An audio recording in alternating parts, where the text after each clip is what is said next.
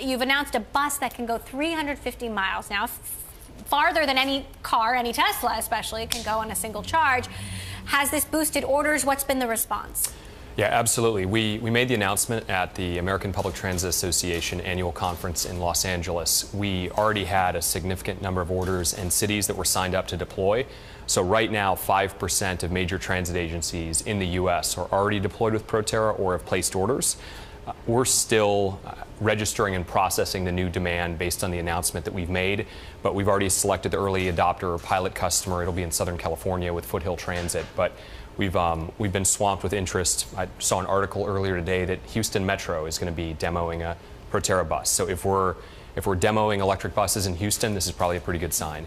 Now, talk to me about how you see electric, and I would also love to know about self-driving buses sort of rolling out as compared to cars. Like, do you see buses going electric, going autonomous before cars?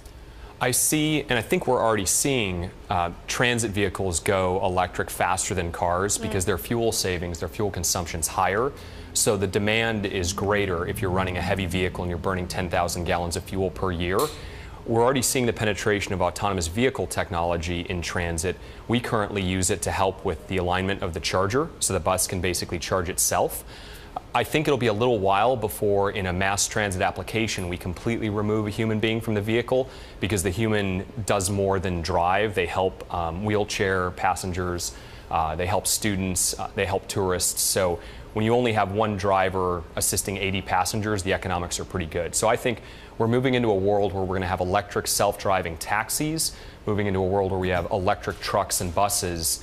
Probably the last thing, though, that will go completely driverless would be a high passenger application. Interesting. David, jump in here. Well, I wanted to ask, first of all, I think there's a lot of reasons why cities would want these, even beyond the energy, the energy efficiency, the carbon neutrality, etc., of electricity compared to the way we power things now. The noise, as a New Yorker, the noise of buses is a major problem in this city, and I would think just quietness is a value in itself. So that's not even a question, although Ryan might want to grab it. But I wanted to ask you, Ryan, what is the price differential between these and the traditional buses that a city like New York is buying?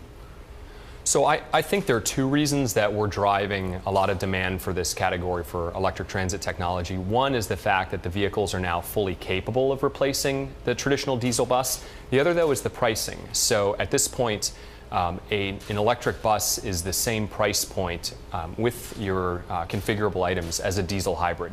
So for a city like New York or Baltimore or San Jose that's already buying diesel hybrid buses, the price differential to go full EV is very small. And I think it's one of the reasons why the market has really ramped up. We've effectively hit product market fit in both range and in pricing. And I know you're going after, transit systems first, but you're also looking at new verticals, airports, for example, commercial customers. Tell me about that.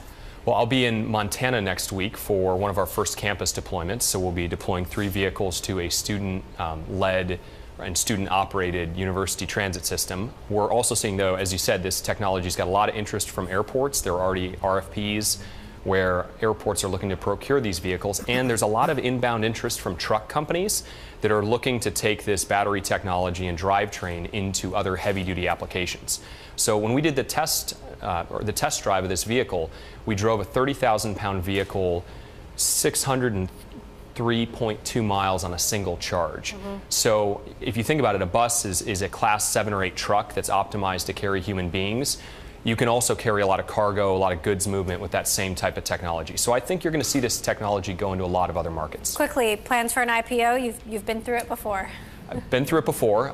We have plenty of orders, and I think we're plenty big enough at this point to make that transition. I will say I am enjoying being the CEO of a private company for a little bit longer. So I think when our board makes that decision and when we decide, I'd say, to lower our cost of capital, we'll take that step. But right now we have plenty of access to capital and plenty of growth.